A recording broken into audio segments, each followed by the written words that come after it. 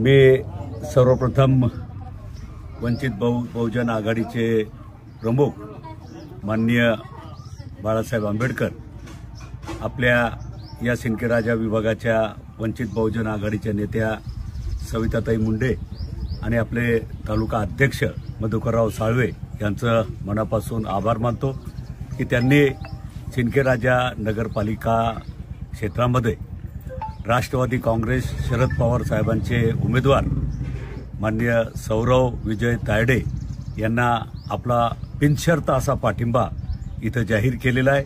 त्याबद्दल पुन्हा एकदा मी त्यांचं मनापासून आभार मानतो आणि भविष्यामध्ये सुद्धा वंचित बहुजन आघाडी आणि राष्ट्रवादी काँग्रेस पार्टी शरद पवार साहेबांची जर या मतदारसंघामध्ये एकत्र आली तर निश्चितपणे ग्रामीण भागामध्ये सुद्धा मोठा चमत्कार ही आघाडी करून दाखवेल हा विश्वास सुद्धा या ठिकाणी व्यक्त करतो।